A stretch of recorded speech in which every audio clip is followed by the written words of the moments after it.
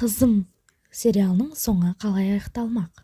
Сериалдың басына келетін болсақ, 8 жасар Өйкю деген қыздың өмірі туралы баяндалған сериал. Ол қыздың ата-анасы жоқ, яғни анасы қайтыс болған және әкесі тастап кеткен деседі. Ол тәтесінің қолында өмір сүреді. 8 жасқа дейін өмірі жақсы өткен, бірақ 8 жасына келгенде Өйкюдің жалпы ауруы туралы тәтесі дәрігерден еститін болады. Оны Өйкю өзі де есіктің артында естіп қоятын болады.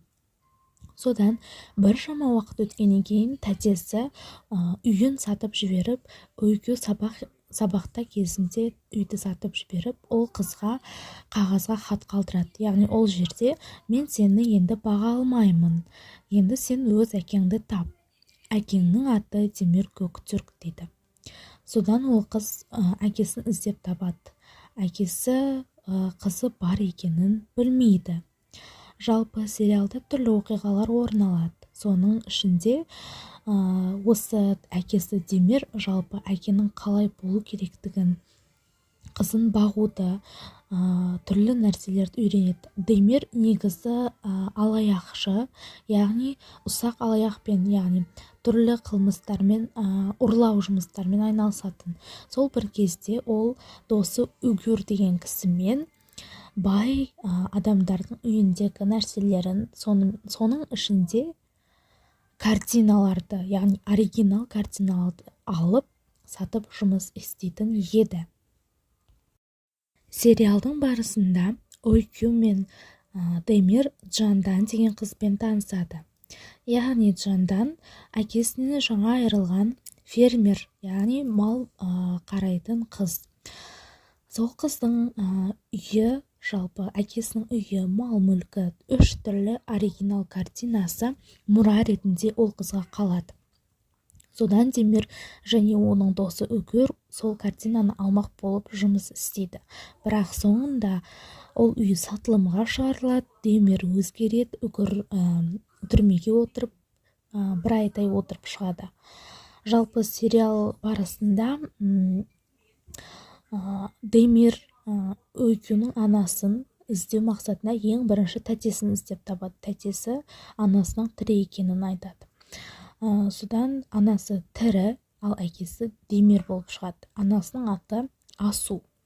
Жалпы сериалдың финалы әсері әрі бақытты аяқталады. Негізгі сәттеріне келсек, Өйкюнің ауруы бар, яғни ол ауру неманпик деп аталады.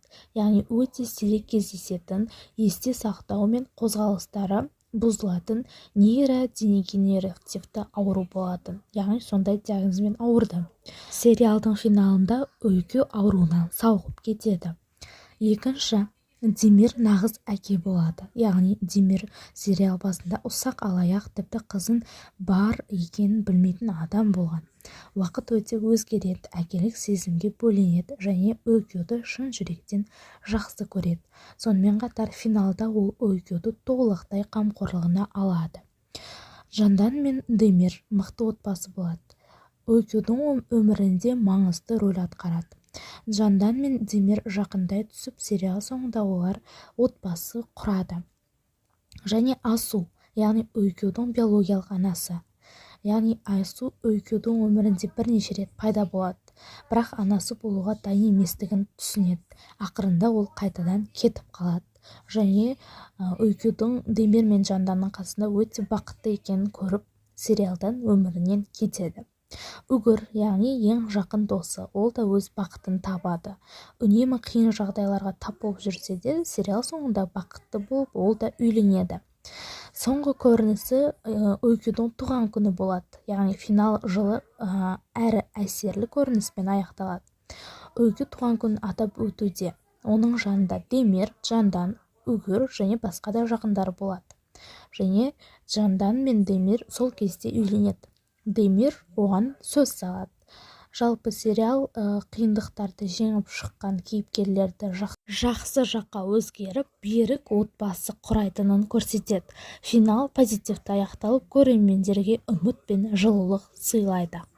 Сериалдың басында Демирдің әсерінен Джемаль деген досы түрмеге түседі екен. Ол түрмеден шығып Демирге түрлі қастандықтарды ойлайды. Сериалдың финалында оның отбасына зиян тигізе алмайтынын түсініп, ол басты антагонистердің бірі болғанымен соңында өзінің мінезі және басқа қырлары ашылады. Барлық кек алу және манипуляция әрекеттерінен кейін Джемаль өзінің жеңілгенін мойындайды. Демир тек өзгеріп жақсы адам ғана болып қоймай, нағыз отбасын табады. Ақырында Джемаль болса, олардың өмірінен кетуге шешім қабылдап, ол қаладан кетіп қалады. Демир Өйгө және оның отбасын тыныш қалдырады. Оның болашақ тағдыры белгісіз. Осылайша сериал позитивті аяқталады. Арнаға тіркеліп лайк басуды ұмытпаңыз. Және сүйікті сериалыңызды жаза кетіңіз. Мүмкін қазақша нұсқасында көре аласыз.